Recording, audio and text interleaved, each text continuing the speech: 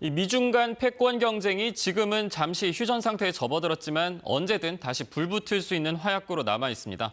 그런데 서로 미워하다 보면 닮아간다는 말처럼 최근 모습을 보면 이 패권 경쟁을 벌이는 두 나라가 서로를 따라가는 모양새입니다. 이 자세한 소식은 국제부 김영순 기자와 함께 이야기 나눠보도록 하겠습니다.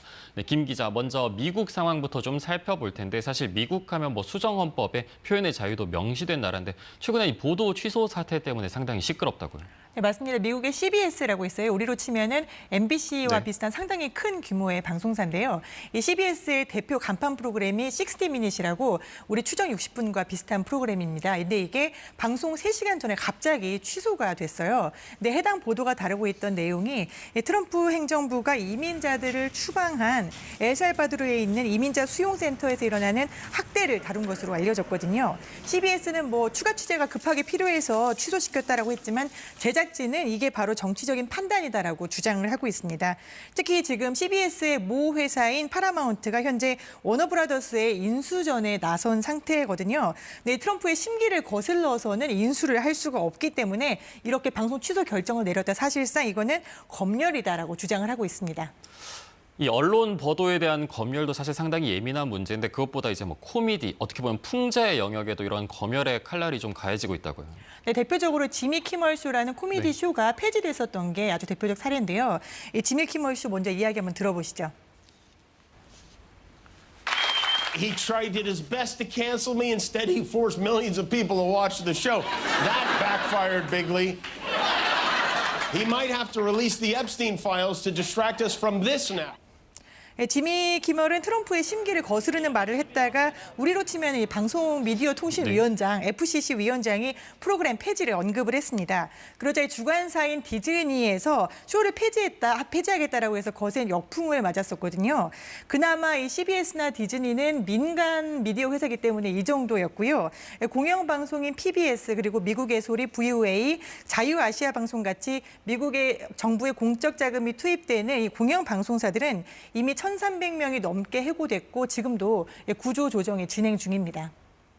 이 사실 말씀하신 언론의 문제만으로도 상당히 심각한데 아예 이번에는 영역을 건너뛰어서 학교에도 이런 칼날이 좀 미치고 있다고요. 네, 올 초 하버드 대학과 트럼프 대통령 간에 굉장히 신경전이 벌어졌던 거 기싸움 기억하실 겁니다. 당시 트럼프 대통령의 발언 먼저 들어보시죠. We just don't want students that are causing. I want to have foreign students. I think Harvard, it's close to 31%. That's a lot. I don't think Harvard's been acting very nicely. 네, 트럼프의 반이민, 반이슬람 정책 등에 동의하지 않는다라고 하니까 이 하버드에 대해서 트럼프가 연방 자금을 끊어버리고 또 하버드에 입학하는 외국인에 대해서는 비자를 내주지 않겠다라는 초강수까지 쓰면서 길들이기에 나섰었습니다. 사실 조금 전에도 저희가 전해드렸어요. 이제 성장률 얘기를 하면서 트럼프 대통령 같은 경우에는 지금 모든 게 자기의 관세 덕분이다 이렇게 얘기하고 있는데 사실 우리나라를 포함해서 전 세계 입장에서는 좀 다르잖아요. 아무래도. 이게 미국은 중국을 제외한 전 세계 대부분의 국가에다가 고율 관세를 부과하면서 관세를 무기화하고 무역협정을 타결한 상태거든요. 관련해서 관세를 무기화하고 있는 이른바 트럼프 라운드가 시작됐다라는 미국 자체의 선언까지 나왔습니다. 근데 원래 이 보호무역주의, 보조금, 불공정한 무역 행태 같은 것들은 미국이 그동안 중국을 공격하면서 사용한 영역들이거든요. 여기에 더해서 야욕도 드러냅니다. 덴마크 땅인 그린란드를 미국 영토로 편입하겠다라면서 특사를 임명했고요. 또 세계 최대의 원유 국가인 남미 베네수엘라 앞바다에서는 유조선을 납포한 다음에 여기에 있는 원유는 미국이 가져가겠다라고 해서 이 제국주의라는 비판까지 받고 있습니다. 근데 실제로 트럼프는 그동안 시진핑, 김정은, 푸틴 같은 전체주의 국가의 지도자들이 와 정말 대단하다, 똑똑하다라고 여러 차례 칭찬을 해왔습니다. 보시죠. These are top-of-the-line people at the top of their game. President Xi is a brilliant man. How smart is Kim Jong-un? Top of the line. People say, oh, this and that.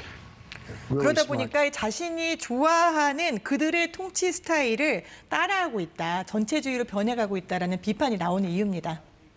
네, 그럼 이번에는 중국 이야기를 좀 해보겠습니다. 중국이 반대로 미국을 좀 따라가고 있다. 이거는 어떤 내용인가요? 네, 중국이 미국을 따라가고 있다는 것은 트럼프가 전체주의를 닮아가고 있다는 것과 약간 결이 다릅니다. 어떻게 보면은 중국은 미국의 체제를 따라간다기보다는 미국이 갖고 있는 현재의 위치 그리고 힘을 가져가려고 하고 있다. 이렇게 볼 수 있는데요. 지난 9월에 있었던 중국의 80주년 전승절 행사를 보시면요. 북한과 중국, 러시아 이렇게 3자 구도를 아주 전면적으로 배치를 했습니다. 이거는 중국이 새로운 질서를 구축하는 데 내가 중심이 되겠다라는 의도를 명확하게 보여준 거거든요. 여기에 이제 트럼프의 미국이 기존에 같이 가왔던 동맹들을 홀대하면서 생겨왔던 균열을 중국이 지금 채워나가고 있는 형국입니다. 특히 미국과 유럽이 뭐 이제 우크라이나 전쟁이라든지 관세로 점점 균열이 생기면 사이가 멀어졌는데 여기에 대해서 중국은 유럽과 전략적으로 공생 관계를 추진하고 있습니다. 사실 말씀하신 것처럼 이제 동맹국들이 트럼프 2기 행정부를 상대하면서 좀 휘청거리는 사이 어떻게 보면 중국은 이제 트럼프 행정부를 상대하는 법을 완전히 알았다 좀 이렇게 볼 수도 있을 것 같아요. 네, 트럼프 1기 정부 당시에 미중 갈등 그리고 이 화웨이 사태로 직격탄을 맞았었거든요, 중국이. 그러다 보니까 트럼프 2기에서는 우리는 트럼프 사용법을 좀 체득했다라는 그런 평가가 나오기도 합니다. 이제 관련해서 들어보시죠. The Chinese would be feeling quite smug about it, that they have handled Trump very well. And when Trump went on the attack, the Chinese held their ground and effectively forced Donald Trump to back off. 네, 실제로 트럼프는 중국의 관세 폭탄을 여러 번 경고했지만 매번 유예가 됐고 여전히 협상은 진행 중입니다. 또 현재 중국은 전례 없이 국방력을 강화하고 있는데 최근에는 타이완과 일본에 대응한 군사적 긴장도 한층 높아진 상태죠. 예전 같았다면 이 중일 간 군사적 긴장에 대해서 미국의 동맹인 일본 편을 바로 들어줬을 텐데 트럼프는 지금도 계속 전략적 모호성을 유지하고 있거든요. 그걸 보면은 미국과 중국이 서로를 거울처럼 바라보면서 행동하고 있는 게 아닌가라는 생각을 하게 됩니다. 네, 여기까지 듣겠습니다. 김양순 기자 수고하셨습니다.